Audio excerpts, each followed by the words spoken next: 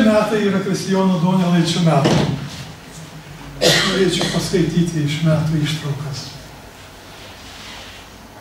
Prūsų kariuomenėje tarnaudavo vokiečių, šveicarų, prancūzų. Visaip įžeidinėdavo būrus. Kristijonas Donelaitis juos gindavo.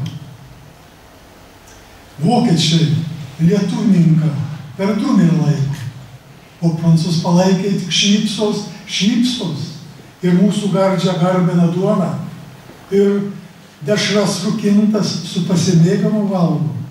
O štai lašinių lietuviškų sočiai prieidė ir mūsų alų su goltu visą sugėrė, viešdygus lietuvininkus išpeikt nesigėdė. Tu, prancūzaškas žaplį, su šveicų storu ir visi kiti, kurie čia surinko Lietuvą vargino. Kas jums leido mūsų ir mūsų Lietuvą žemių? Geriau būtumėt likę ten, kur jūs išperėjo ir varles bei rupūžės ėst pamokino.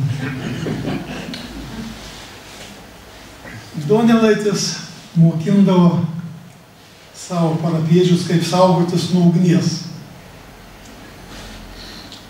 Ta liepsna, kuri mums žibina stubą, ar kai verdam ką, valgius šutina puodę, ar žiemos čiase mums kakalį šildo.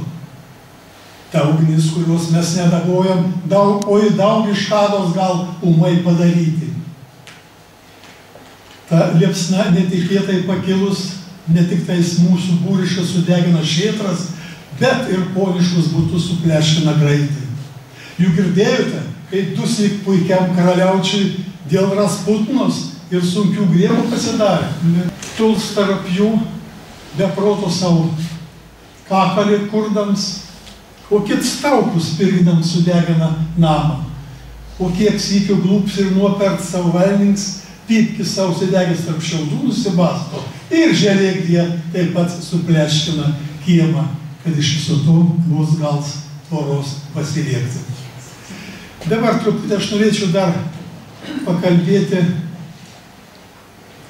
Antanas Mištinis Salomėjai Nėris.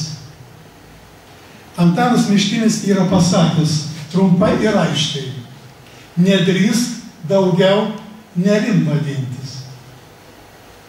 O kaip vadintis?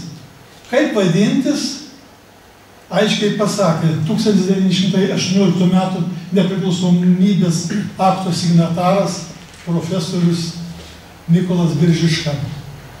Juos visus, kurie atvežė tą tamsiąją Stalino saulę į Lietuvą, kuri vėliau 50 metų užtemdė mūsų brangią tėvynę, vadino prostitucinės blakėmis. Bernardas Brazdžionis apie juos rašė: o tu, kurs lietuvio tik vardą nešioji, o dvasią pasmauktum tėvynės jaunus, tegu ir tave ateitis tolimoji minėja, kaip išgama mūsų tautos. Antanina Garmutė, profesorė, mokslų daktarė, tremtinė, rašė: skėrių ordos į tėvynę skriejo gerti kraujo iš gyvo širdies. Ordų priekį ėjo Salomėja, kalt prie kryžiaus mūsų Lietuvos.